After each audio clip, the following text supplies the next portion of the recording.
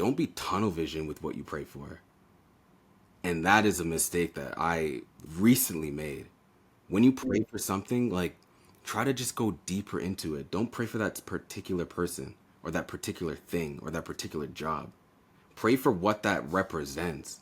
If you have someone in mind that you want to get married to, for example, don't just pray for that one person, because how do you know that person is actually what you should have and what you want and need? Pray for what that person is going to represent. You're praying for a spouse. You're praying for the Yeah. purpose of building the next generation of Muslims, someone that you're going to be inspired to grow closer to Allah with, and who you want to lead to Allah and lead to Jannah. Because remember, the purpose of this life is not here, it's the next life. Sup, dog? This podcast is going to be about du'as. Du'as, du'as, du'as. And I think it's very timely that we do one about du'as, because with everything that's going on, I think people need du'as the most.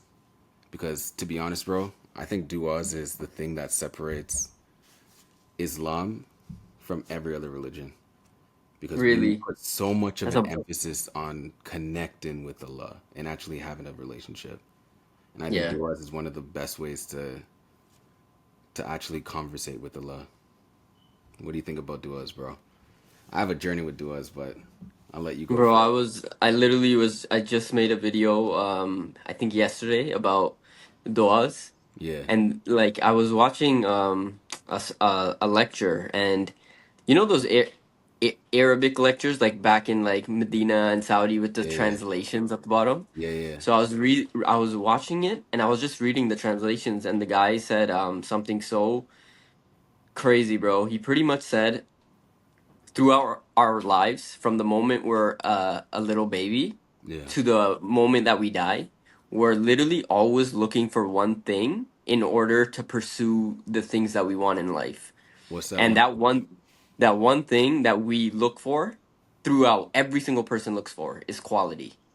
Quality. So you look when you're looking for a house, you look for the quality of the house. When you're looking for a car, the quality. When you're even looking for a spouse, you look for the qualities that that spouse has. Mm, Anything that beats the quality of another thing, you put that on the back burner and you pursue the thing that has the highest quality, correct?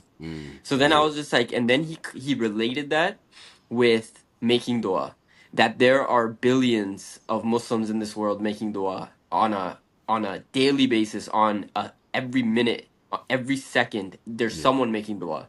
Yeah. So if we were designed to choose based on quality for every aspect of our lives, don't you think that Allah chooses whose duas that He answers based on the quality of the dua? Mm, Right? And I was just like, bro, that is so like, mm, why would he give us a rule that isn't universal to like getting answers from him? that doesn't apply to You know him. what I mean? Yeah, yeah, yeah. Exactly. So then it's like we have the like the ego and stuff to choose based on quality, Mm, everything. Like the clothes you're wearing right now, you definitely saw a comparison on another quality piece of clothing. You and chose chose to buy this. what you're wearing today. Yeah, facts. So the question he asks is, why do you think that your dua is going to get accepted when it's robotic, it has no substance, it has no emotion, Mm, whereas there's people that spend days after days and days spending time actually having a quality worthy mm, conversation with Allah, telling him what they want in their duas. Why would mm, Allah choose yours? mm. That's actually so true. That's actually so true. But then, okay, question for you then. Like, you said that, so what makes a dua high quality? You mentioned emotion, you mentioned, you think it's intentions too? 100%. I think intentions drives, like intention is the oil for Islam. Like it's the fuel for Islam. I want to I want to flip it on you because I Yeah, know you know one of the main things on what how you're supposed to structure your duas yeah, and what makes a good quality dua. I know you're asking me, but yeah. this year you actually found out what that means. So Mm, I want to hear it from you. And I came across one of your TikToks the other day. I know we spoke about it, but one of your TikToks, it was like when you make dua, like something with the quality of your dua is very important when you make things in your dua for the sake of Oh, Allah. Allah. Yeah, yeah, yeah. Go deeper in your dua. Don't just pray for a spouse. Don't just pray for a job. Think about why would Allah want you to have this? And what can you do with it? You're essentially praying for something that you know Allah would be more than happy to give you. Yeah. Because what you're praying for is going to bring you closer to Him. Yeah. Which is our purpose in life. Yeah. To get close to Allah. Anyways. Yeah. The deeper you go into your prayers, the more you're going to be able to recognize when Allah places that in your life. 100%. If you're just praying for that one job or you're just praying for that one person, you're going to be tunnel vision. You're only looking for things that affirm that. But how do you even know that's what you should have? Exactly. How do you know that's what you want and need? Yeah. You only know what you want. You do not know what you need. Yeah. Absolutely not. So, why don't you expand? Yeah. So honestly, I think I learned this accidentally. I think I was just reflecting one day, to be honest. It actually might have been when I came back from Umrah, but alhamdulillah. But it's when you make dua from the lens of I want to pray for something that I know for a fact Allah would actually want me to have. And what Allah wants you to have are things or people that are actually going to bring you closer to Him. Because everything you should pray for should essentially come back to the purpose of life, which is to worship Allah. So if you're praying for something that you know is going to distract you from Allah or pull you away from this deen, then why do you think Allah is actually going to give it to you? For example, a lot of people are going to pray for a better job, but is that job actually going to make you pray more? Are you going to lose out on your quality of prayers? Are you going to now be distracted from going to the masjid? Then you probably are not supposed to have that job. But if you're praying for something that's actually going to bring you closer to Allah, and you actually put that focus in your duas, then you're going to realize that the way you pray is so different. Like it needs to 100%. change. And I learned that the hard way, bro. Trust me. And even another thing that video references is like don't be tunnel vision with what you pray for. And that is a mistake that I literally recently made. When you pray for something, like try to just go deeper into it. Don't pray for that particular person or that particular thing or that particular job. Pray for what that represents. If you have someone in mind that you want to get married to, for example, don't just pray for that one person, because how do you know that person is actually what you should have and what you want and need? Pray for what that person is going to represent. You're praying for a spouse. You're praying for the Yeah. purpose of building the next generation of Muslims, someone that you're going to be inspired to grow closer to Allah with, and who you want to lead to Allah and lead to Yeah. Jannah. Because remember, the purpose of this life is not here, it's the next life. So that changed everything. But And I go for it, go for it. I was just gonna say, you know what's crazy about how when you make dua that way, you're directly resonating with what Allah has said in the Quran by saying that I have not created mankind or jinn Facts. except to worship me. Because even when you're making dua in that way, it's an act of worship because you're still keeping Allah top of mind to Yes. please Him, even in the things that you want. Yes. You know Yes. what I mean? So it's Yes, just like, bro. so that statement. I know we just met with that last guy, Rayan. Ryan, Rayan Majid. Rayan. Yeah. So we just met with him, and then I quickly mentioned that when Allah says that in the Quran, saying that I did not create anyone except to worship me, people are always thinking like, oh my God, that's so hard, that's so difficult. How can I Mm, spend 24 hours? But when you switch things around your life and positioning and things like that towards pleasing Allah, you're mm, technically worshiping Him mm, throughout your mm, day. mm, mm, When you're eating food, you say Bismillah. When you're about to use the washroom, you're saying, thank you for allowing me to actually have the mm, ability to release these things out of my body. When you're mm, showering, you say thank you for the water. When mm, you're walking, thank you for the like you're always keeping Allah top of mind, which mm, is an act of worship in itself. mm, mm. Bro, I literally just had that conversation yesterday with my coworker. My coworker said to me, "Cornell, I don't know if I'm supposed to be in this current job that I have." And I said, are you making dua about it?" And she said, "No."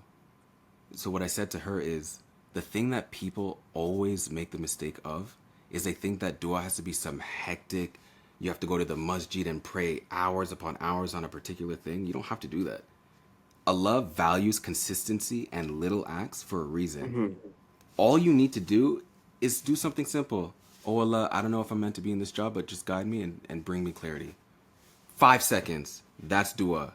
But do it Mm. often throughout the day. Because, like you said, all that is just remembrance of Allah. You're thinking Yeah. about Allah in every decision that you make. The simplest things. When you drink water, I may choke, so bless me, Allah, with this water. When you're eating Mm. food, I may choke. When you're driving, when you leave the house, when you're using the washroom, little things where you're just remembering Allah. That's you're making dua. You're thinking Yeah. about Allah. That's facts, bro. That is facts. And but then that goes back to the question of what makes dua quality. Because if we know that it's not necessarily the length of the dua, what actually is it then? I think I personally, and this is my opinion, this is Yeah, my thought process, not quoted by any scholar or yeah, whatever. You're allowed to have certain opinions. yeah, yeah, My thing is, your dua gets only more stronger in a sense of intention and in a sense of you being authentic and you being genuine yeah, when you constantly get closer to Allah. So forget dua for a quick second.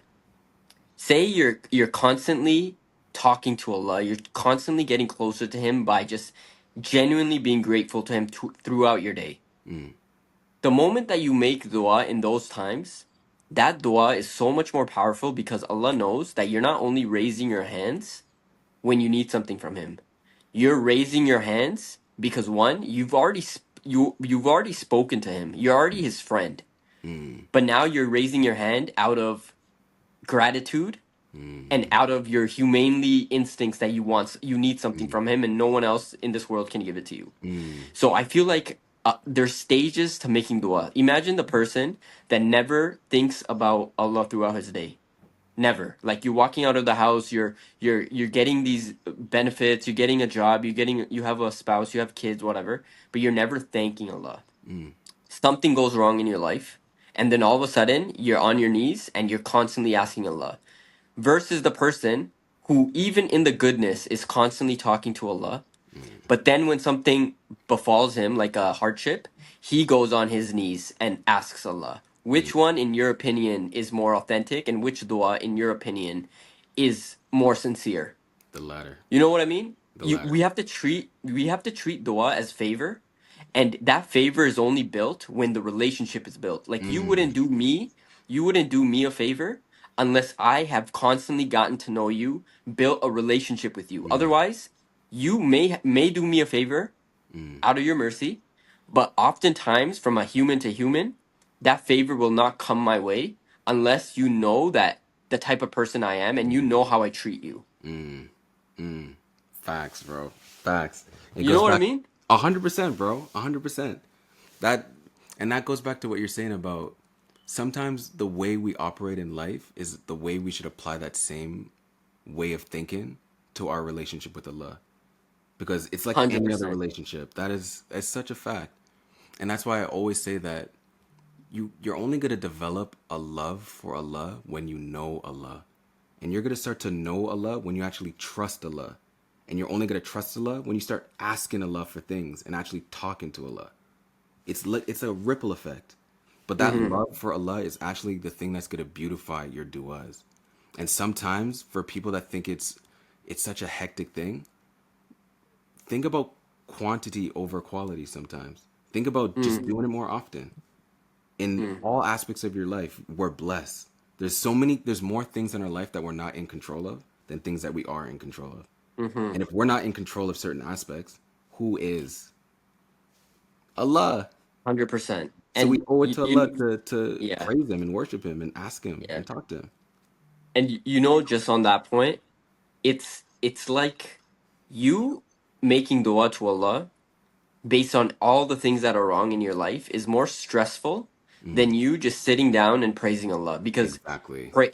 praising Allah it's infinite. You could praise him about everything and anything. So it's just Mm, bop bop bop bop bop. mm, But when you are looking into your own life and you're asking, I need this, I need this, I need this, you have to think, you have to remember, you have to, and dua can become burdensome. Like I have so many things I need to ask. mm, There's a hadith saying that the man who makes dua to Allah and he forgets to ask for about what his needs are, Allah accepts his dua more than he could have ever imagined because he was too busy focusing on glorifying Allah than asking about what he can get from Allah to benefit himself.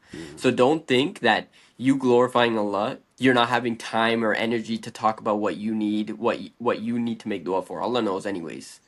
But you need to make a habit of sitting in your dua sometimes and just having a conversation. And we spoke about this one. Yeah, yeah, yeah, we did. We did. And again, that is just like a human relationship. Think about if you have a child. We don't have kids, but I can imagine it. Imagine you have a kid that is just always thanking you for things and always doing things for you and showing how much they love you. That's just going to inspire you to go above and beyond to provide for that kid because Hmm.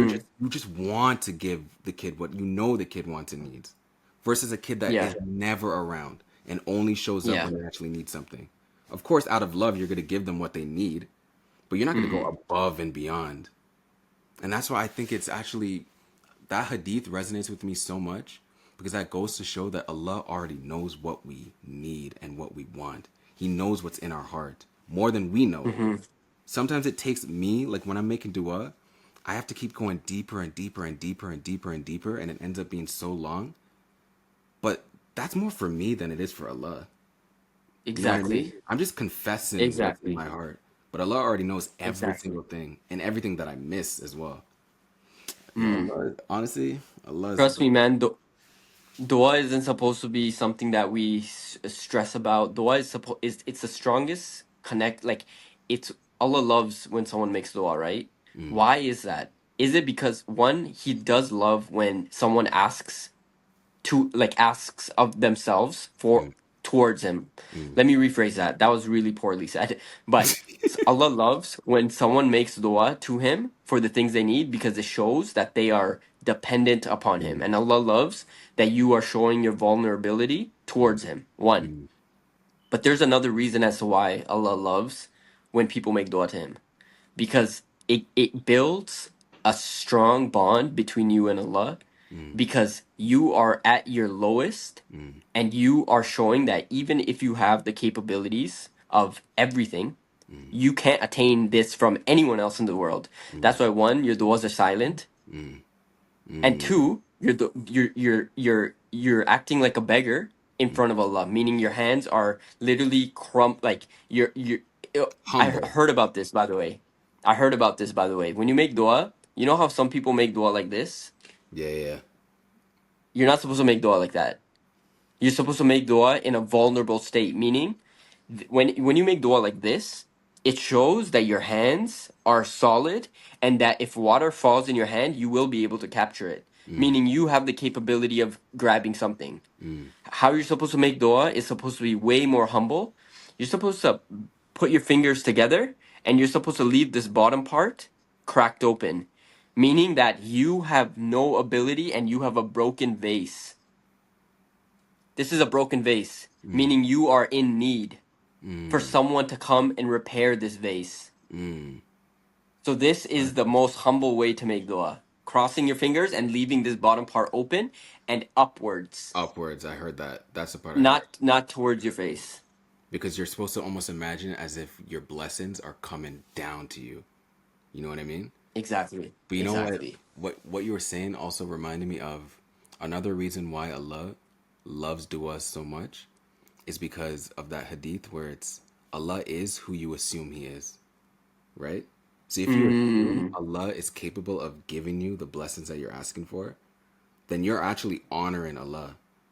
You're showing and you're telling Allah 100. that I trust you, that Such you a are good capable of perspective. it. You know what I mean? And I think, Yeah. oh, we had a conversation with someone recently about when you make du'as, you're supposed to make du'as as if you're assuming that it's gonna come to you. Like you should have no doubt that what you're praying for is gonna Hmm. come to you. But that feeling doesn't always happen. You know what I mean? I can only name Yeah. maybe a handful of times where I made du'a and I'm like, it's coming. I know It's it's coming. coming. You had a situation where you literally lost your ring and you knew you made a du'a, but you made it with such Yeah. certainty and sincerity where you knew that ring was gonna come. 100%. it came to you. You literally found it.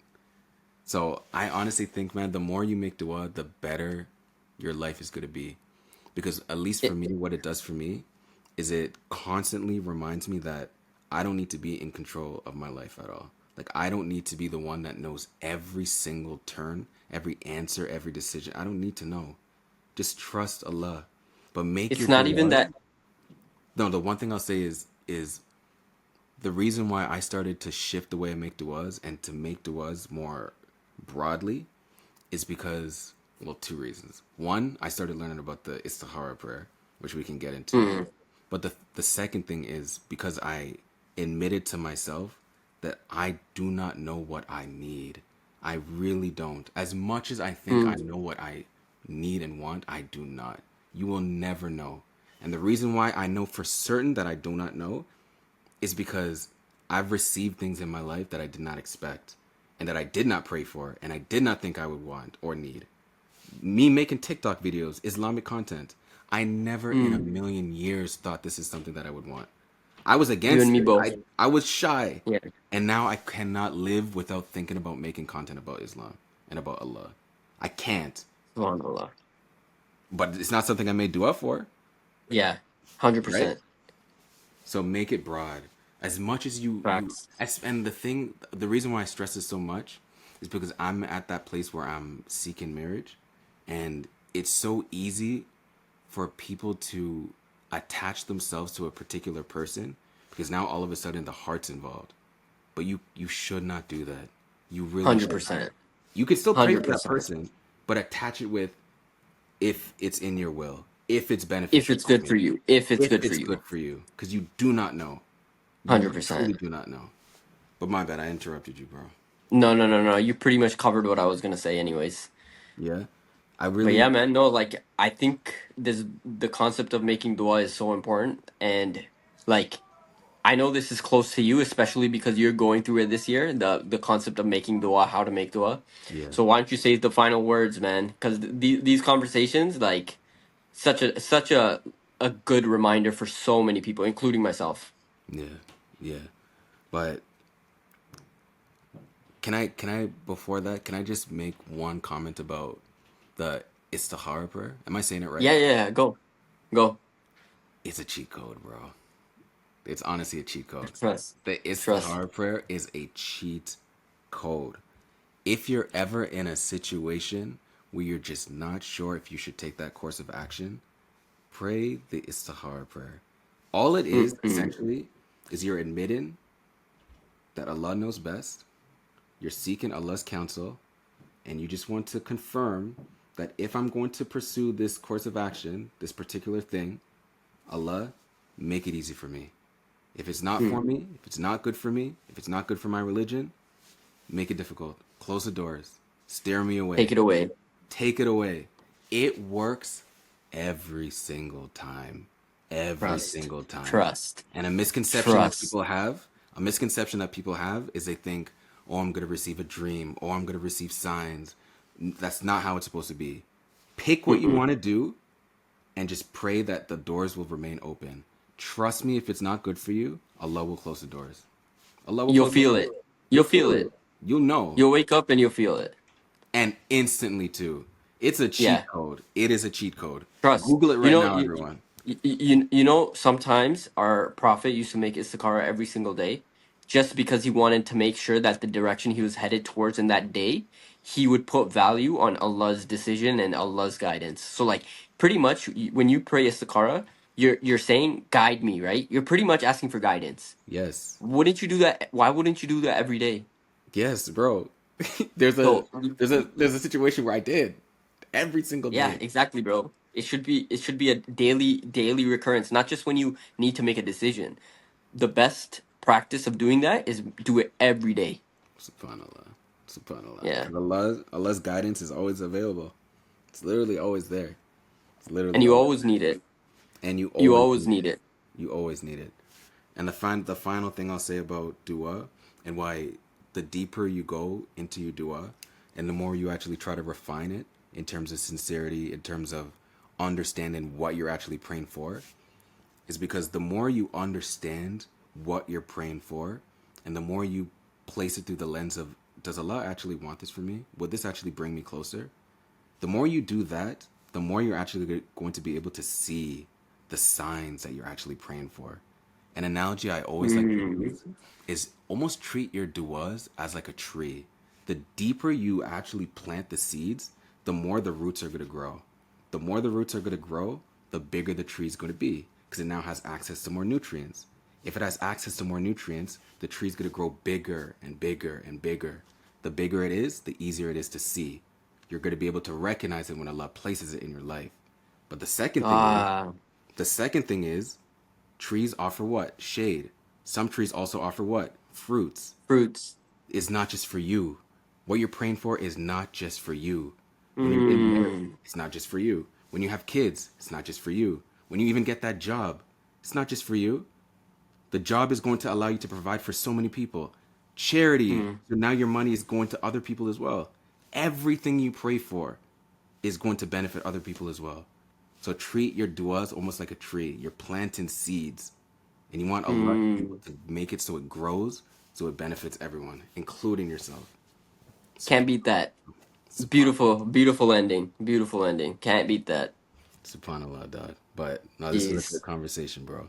Yeah, bro. Quick and a really powerful reminder, man. Yeah, 100%. Duas, man, duas.